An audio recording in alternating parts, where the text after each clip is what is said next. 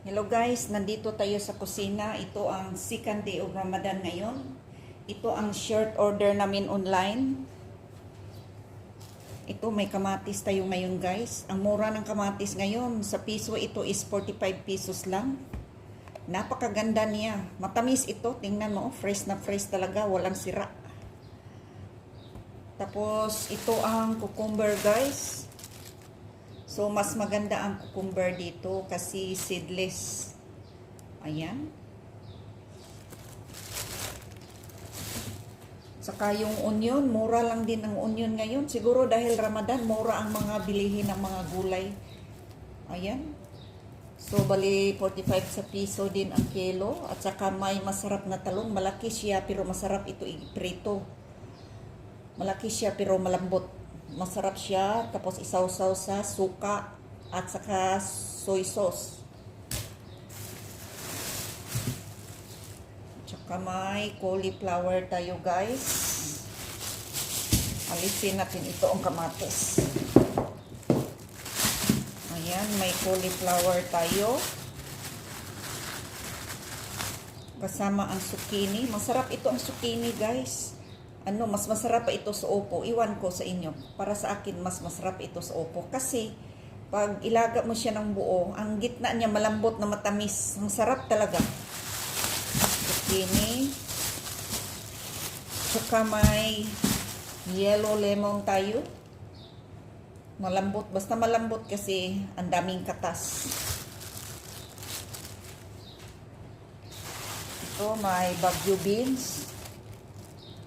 Panghalo ito sa salona. Tarik.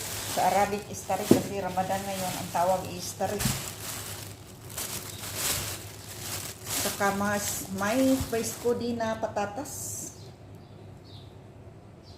Sarap bagong-bago presko. 3 piraso lang in order ko kasi sa sunod na araw gusto ko order ulit para laging presko. Saka may panghalo ang salad tayo. Sa atin ito parang water spinach. Mayroon pa tayo. Pang salad din ito.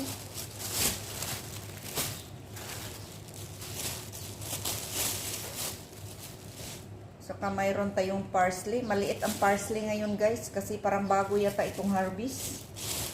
May parsley.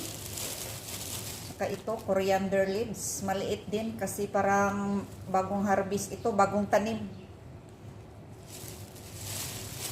Ayan.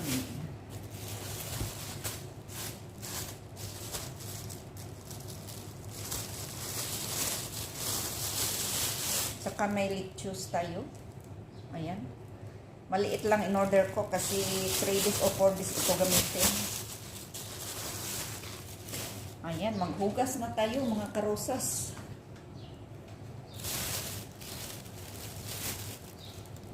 Ito, may nilaga tayong karne. Hindi ko na nilagay sa pressure cooker. Tinakpan ko lang siya ng aluminum. Kailangan agahan ko lang paglaga.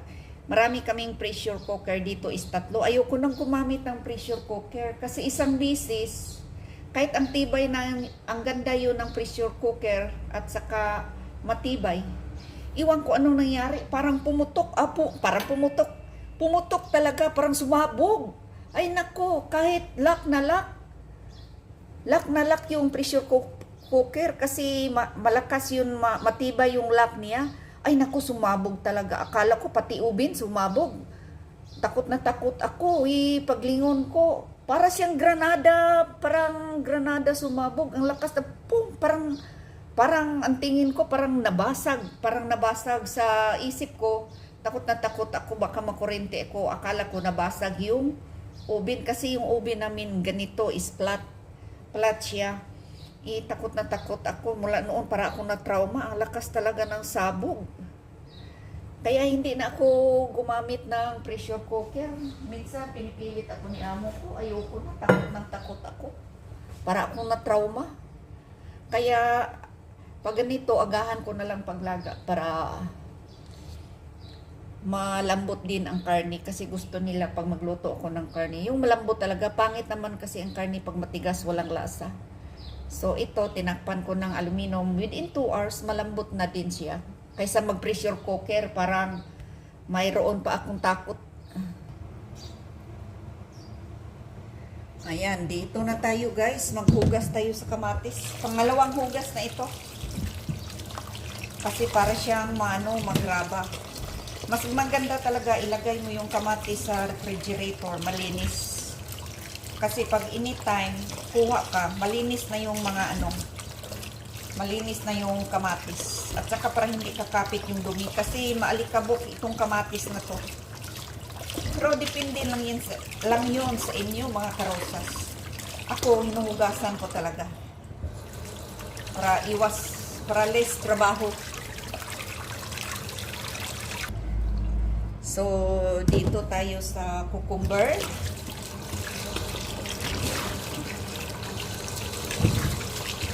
Masarap ang cucumber dito kasi seedless. Ayan. Kumusta na kayo mga kapwa ko OFW?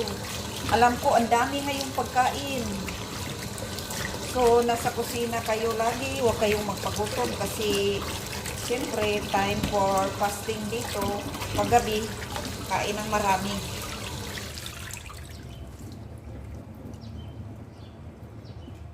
Ayan, dito tayo guys. Maghugas tayo dito para pang salad. Parang alugbati ito guys sa atin, parang seaman. Masarap ito pang salad guys. Masarap din ito sa munggo, pag maglaga ka ng munggo. Bago mo patayin yung apoy, ilagay mo ito sa ibabaw sa munggo. Napakasarap, mabango. Pakita ko sa inyo guys ang sitwasyon sa labas. Medyo malamig pa, pero hindi na gaano malamig, pero masarap ang panahon sa labas. Maganda ang panahon, maganda ang panahon sa labas kasi medyo malamig siya. Pero mahangin at saka may araw. Ayan, ang saya ng mga lemon. So, yung lemon ko yan, ang dami yung bulaklak last week. Dahilan sa ang lakas ng hangin, nagbagsak, maraming nangalagas. Iwan ko ba kung magkaroon pa yan ng bunga. Kasi ang lakas ng hangin, ang daming bagsak. Nangalagas. So, pasensya na kayo guys sa Bisaya ko kasi ako'y sa Tagalog ko.